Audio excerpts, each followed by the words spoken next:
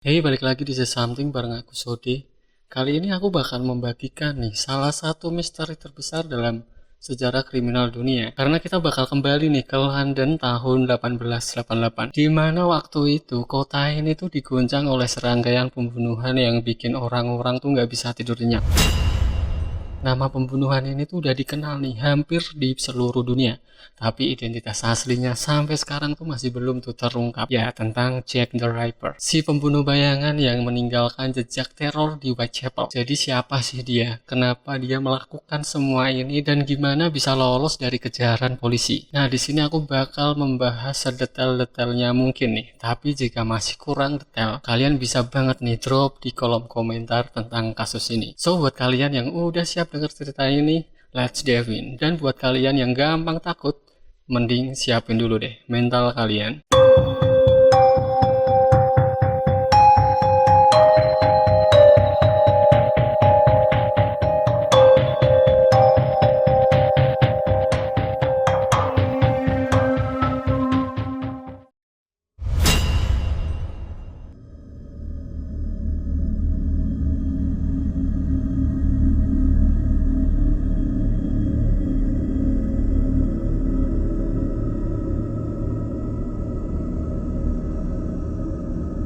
London pada tahun 1888. Kalau kalian bayangin nih, London itu sebuah kota yang megah, mewah, dan pastinya keren. Tapi itu hanya bagian barat cuy. Beda nih sama yang bagian timur. Lebih tepatnya tuh di daerah Whitechapel. Ini salah satu daerah kumuh di London, di mana kemiskinan tuh sangat merajalela. Rumah-rumah petak, jalan yang sempit terus becek. Intinya ya begitulah, kalian bisa bayangin sendiri gimana suasananya di situ. Whitechapel ini dikenal sebagai daerah tempat para pekerja kasar dan orang-orang yang berjuang nih untuk bertahan hidup.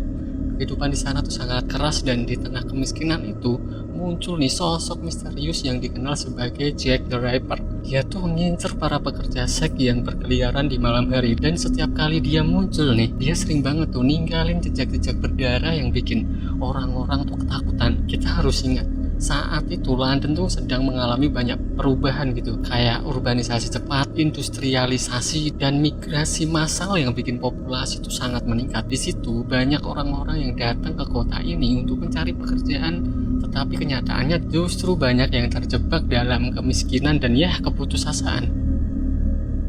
Ini menciptakan lingkungan yang ideal nih bagi seorang seperti Jack untuk beraksi tanpa terdeteksi. Dalam suasana seperti ini, ketakutan pasti menyelimuti setiap sudut kota ini. Nah, Jack the Ripper ini punya korban yang disebut 5 kanonik atau 5 korban resmi yang diakui nih sebagai korban, yaitu ada Mary Ann Nichols, Annie Chapman, Elizabeth Stride, Catherine Edwards, dan yang terakhir Mary Jane Kelly. Oke, sekarang kita mulai dari pembunuhan yang pertama, yaitu Mary Ann Nichols, atau orang-orang di sana sering manggil dia tuh si Polly. Si Polly ini hidupnya tuh udah susah banget cuy. Dia berumur 43 tahun, udah lama banget nih nggak punya rumah tetap dan sering banget nih tidur di rumah penampungan. Kalau kalian tahu nih, di sana tuh modelnya kayak hostel murah buat orang-orang yang nggak punya tempat tinggal gitu. Nah, Polly ini juga terpaksa nih kerja sebagai pekerja seks buat bertahan hidup karena ya emang nggak ada pilihan lain di masa itu. Nah, pada malam tanggal 31 Agustus 1888, si Polly ini baru aja nih keluar dari rumah penampungannya itu. Kalian tahu kenapa? Karena dia nggak bisa bayar uang sewa buat tidur di sana pada malam itu. Jadi ceritanya tuh si Polly awalnya tuh punya uang, tapi kalian tahu lah, karena dia suka minum-minum terus uangnya habis nih untuk beli alkohol. Temennya yang satu rumah nih di penampungan, terakhir kali lihat dia tuh sekitar jam 2.30 dini hari. Polly tuh sempet bilang, aku bakal dapat uang lagi. Nggak mungkin lah aku ditolak sama klien yang datang lihat topi baru aku. Coba deh kalian bayangin nih, dia masih aja tuh sempet-sempetnya untuk ngejokes soal topi barunya. Ya mungkin dia gak bakal nyadar tuh kalau malam itu adalah malam terakhirnya. Sekitar jam 3.40 pagi ada seorang petugas jaga bernama Charles Cross. lagi jalan nih ke arah pekerjaannya. Terus dia tuh lihat ada sosok tergeletak di pinggir jalan di tempat yang dikenal sebagai Box Row. Awalnya dia mikir halah paling cuma orang mabuk yang pingsan ya, karena di Whitechapel tuh emang sering banget nih orang-orang pada mabuk terus tergeletak tuh di pinggir jalan begitu aja. Tapi pas dia deketin, ternyata sosok ini tuh udah nggak bergerak sama sekali, dan itu adalah si Polly.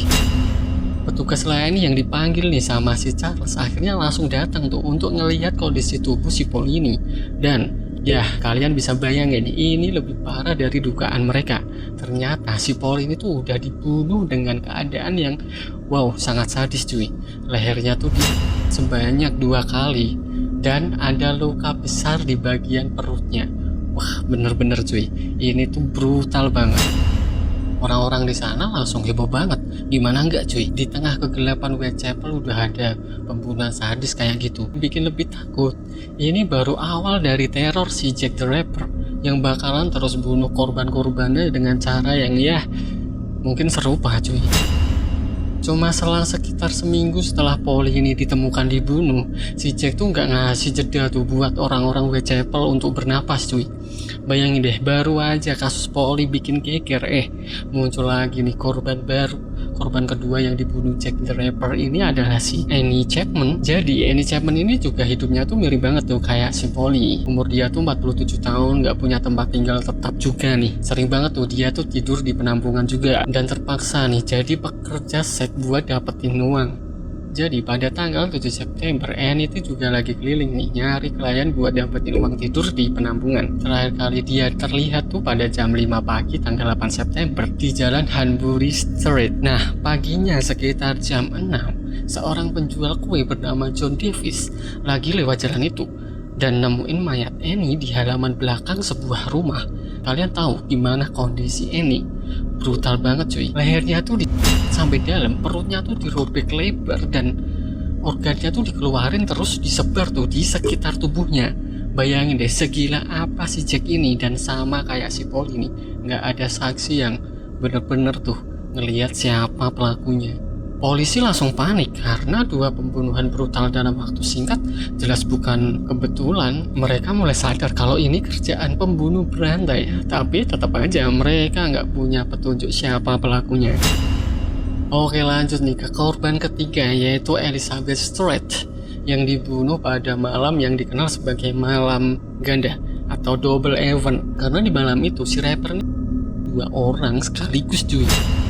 Elizabeth ini tuh umurnya 45 tahun dan latar belakangnya tuh hampir mirip nih kayak si Polly dan si Annie ini. Hidupnya tuh susah banget, tinggal di area Whitechapel dan kerja sebagai ya sama pekerja seks. Jadi malam itu Elizabeth nih terakhir kali terlihat tuh sekitar jam 12.45 lagi ngobrol tuh sama seseorang laki-laki di jalan Berner Street. Orang-orang yang lihat dia tuh ngerasa nggak ada yang aneh gitu.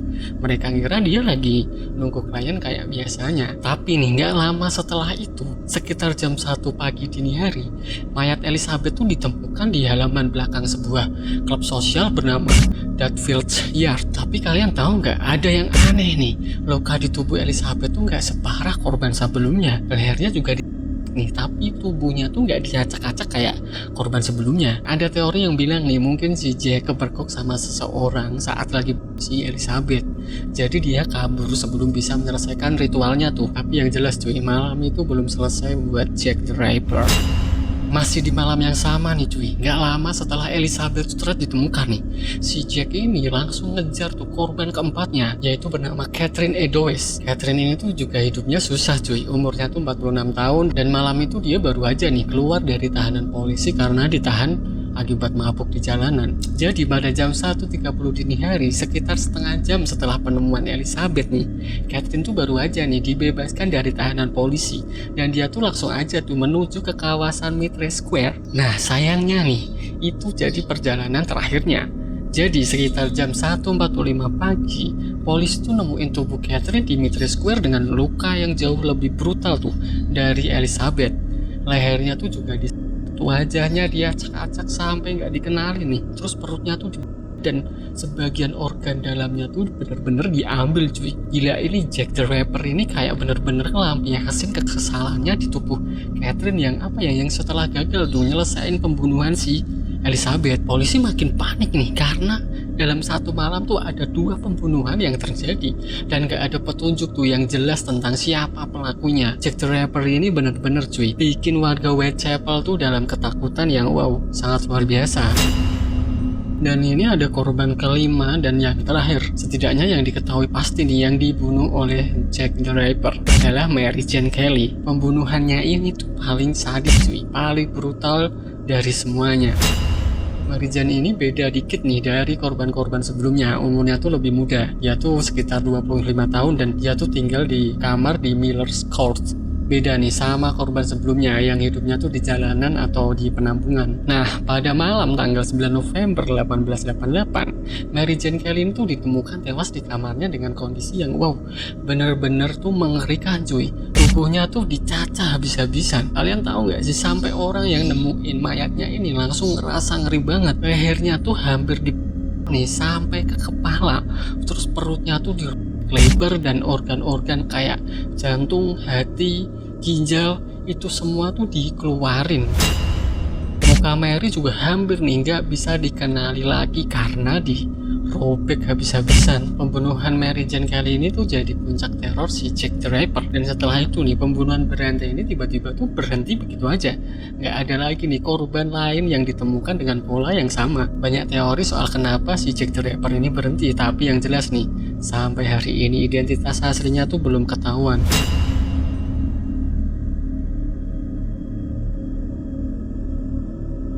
Menarik nih untuk membahas bagaimana nih kondisi sosial dan ekonomi Whitechapel berkontribusi nih pada kemunculan Jack the Ripper. Banyak nih penduduk yang hidup dari pekerjaan kasar dan seringkali nih wanita yang terpaksa tuh menjadi pekerja seks demi untuk menghidupi diri sendiri dan keluarga mereka. Situasi ini menciptakan lapangan subur nih bagi seseorang dengan niat jahat untuk melakukan aksinya gitu. Jack the Ripper ini bukan hanya simbol ketakutan cuy, tapi juga cerminan dari masalah sosial yang lebih besar. Kemiskinan, diskriminasi, dan kurangnya perlindungan bagi perempuan saat itu adalah hal yang harus dipertimbangkan. Banyak nih dari korban ini tuh tidak memiliki identitas atau pengakuan yang layak nih di masyarakat. Mereka tuh sering banget nih dianggap banyak pekerja seks, sehingga ketidakpedulian terhadap nasib mereka tuh membuat Jack bebas tuh melakukan aksinya.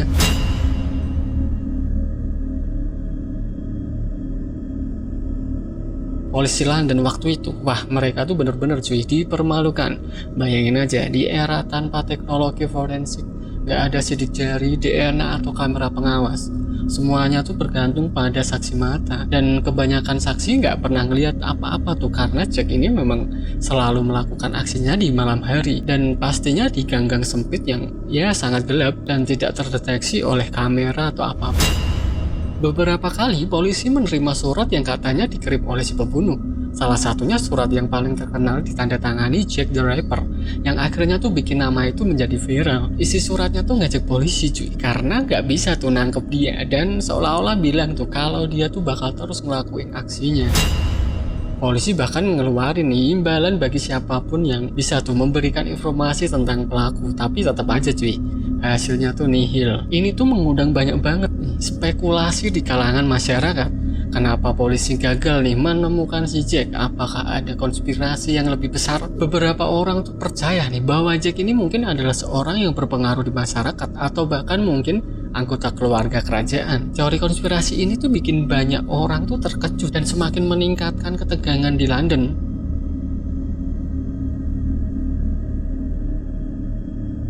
Setiap kali ditemukan korban baru nih, para dokter tuh melakukan otopsi untuk mencari petunjuk. Nah, yang bikin aneh nih, beberapa organ tubuh dari korban tuh hilang. Ini bukan sekadar pembunuhan biasa cuy, kayak ada niat atau alasan tertentu kenapa organ-organ itu diambil. Dan lebih anehnya lagi nih, potongannya tuh rapi banget dan mirip kayak kerjaan seorang ahli bedah. Jadi dokter-dokter yang melakukan otopsi nih pada si korban, mereka tuh terkejut dengan tingkah keahlian yang ditunjukkan si pelaku. Banyak tuh yang percaya bahwa Jack the Ripper ini paham betul nih anatomi tubuh manusia. Ya bisa jadi dia tuh seorang dokter, perawat, atau orang yang mungkin berpengalaman di bidang medis. Ini tentu nih nambah banget nih lapisan misteri di balik siapa sebenarnya Jack the Ripper. Apa dia pembunuh biasa atau seseorang dengan kecerdasan dan keahlian di bidang ya tertentu?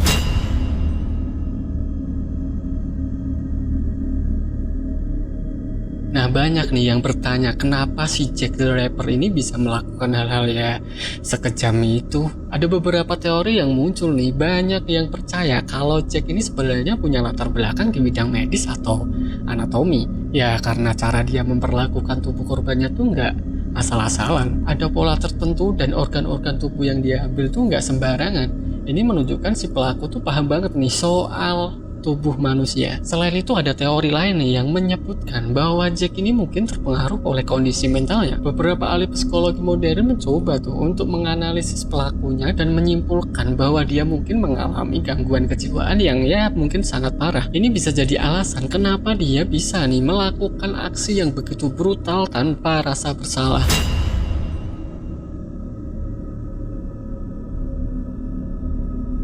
Suasana di Whitechapel berubah drastis. Banyak perempuan yang merasa terancam untuk keluar rumah cuy, terutama saat malam hari. Yang lebih parahnya lagi nih, ketidakamanan itu mempengaruhi ekonomi lokal cuy. Kayak toko-toko sepi dan orang-orang tuh takut untuk berinteraksi satu sama lain.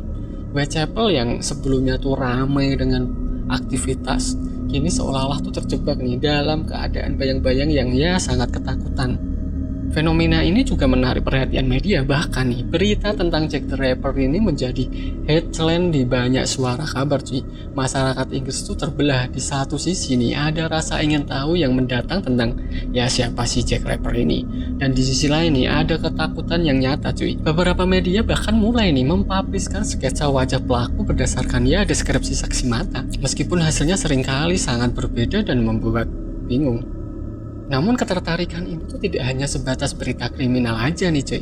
Jack the Ripper ini menjadi bagian dari budaya pop, memicu berbagai karya sastra, teater, dan bahkan tuh sampai ke film. Masyarakat mulai terobsesi nih dengan sosok ini, dan banyak banget nih yang menciptakan teori-teori baru, dan ya bahkan ada yang mengklaim menemukan identitasnya. Nama Jack the Ripper pun diabadikan nih dalam sejarah sebagai simbol kekerasan dan ya misteri yang tak pernah terpecahkan.